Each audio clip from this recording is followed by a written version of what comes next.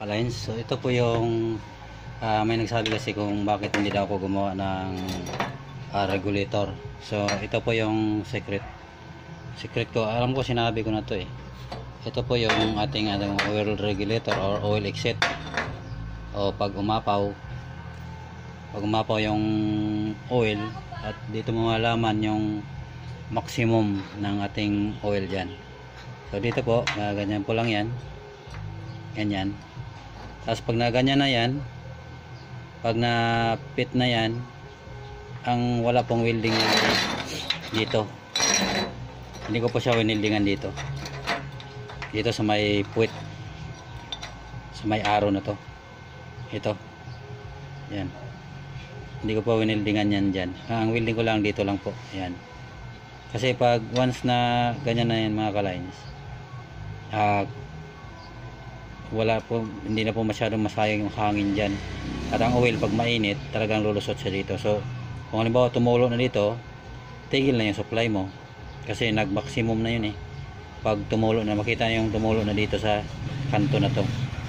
So yan po yung nagtatanong na bakit wala tayong oil regulator. Meron po, matagal na po ito. Yung iba lang kasi hindi nila malaman kung gumawa nito naka full weld lahat to, kaya ang pagtulo ng langis napupunta sa blower. Sa akin hindi po, kaya ito naka-island po to. Mamaya ipapakita ko sa inyo, naka-island po to, kaya hindi talaga pupunta sa blower yung ating langis. So kahit pa tanungin yung mga ibang customer ko na meron bumili sa akin, ganun po yung process. Ang problema lang, napagkamalan nila na may leak daw, pero napapaliwanag naman natin. Okay, i-weldingan natin, papakita ko sa inyo. Okay lines, nakikita nyo naman na yan lang winilding natin dyan, kabilaan po yan. Tapos nakikita nyo itong ano na to, yung walang welding na to, so may open po dyan, kaya dito po yung ating oil regulator.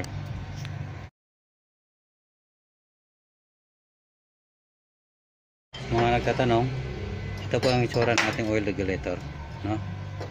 So hindi po yan ang hangin yan napakalit lang po ng volume. Tsaka magandaan nun, pag may hangin, may tulak na yung langis, na malaman mo doon sa ilalim pag tumulo, yun na yun, na nakuha mo na yung max ng ng langis. Ibig sabihin sobra na po.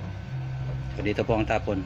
Ang iba kasi coupling, so hindi nila hanapan ng diskarte kung paano, dapat nagtira sa ilalim na kahit walang welding. Ang problema wala sa coupling, double trabaho yun, saka magastos. Pakita ko sa inyo, ikakapit na natin para makita nyo yung trabaho nito. So napakadali lang po to, hindi na masyadong komplikado, not complicated. Okay po mga ka-lines, makikita nyo na nakatingala yung ating air blower supply, air blower supply. Ayan, makikita nyo na dito maparting mababa. So dito po yung sinasabi ko, yan sa parting yan, yan po yung oil regulator nya o exit oil, mga excess oil yan pa pag nag overflow dito sa loob. So yun po, tanggalin natin. Ito po yung pambahay. Yan. Ngayon pag kita ba? Tingnan natin. So ayan po. Doon sa ilalim na yon. Yun. Kita doon yon pupunta pag umapaw. So saan mga ba dadaan yung langis pag umapaw? So yan po. Dito po yon dadaan yung ating langis pag umapaw. Ngayon pag umabot dito yung supply mo, dito sa may butas na to, ay doon mapupunta sa loob na yon. Yun na yun. Tapos lalabas doon. Ibig sabihin nakamax na po yung langis po ninyo. Yan. So ito, lalagyan pa to ng oil distractor para yan po. So i-reveal po natin yung nito para makuha ng iba, kasi wala pa akong time eh. Ito mga matagal kasi itong buo, itong chamber na to. Dinagdagan ko lang nito ng bracing na makakapal na bakal para siya tumagal, kasi ito talaga exposed sa apoy. So kailangan makapal talaga.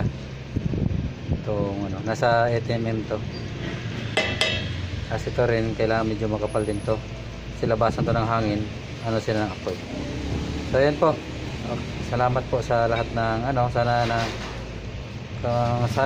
nasagot ko yung tanong ni sir na bakit hindi ako gumawa ng oil regulator, no? Saka yung anti-splash po, gagawa rin tayo ng panibagong anti-splash.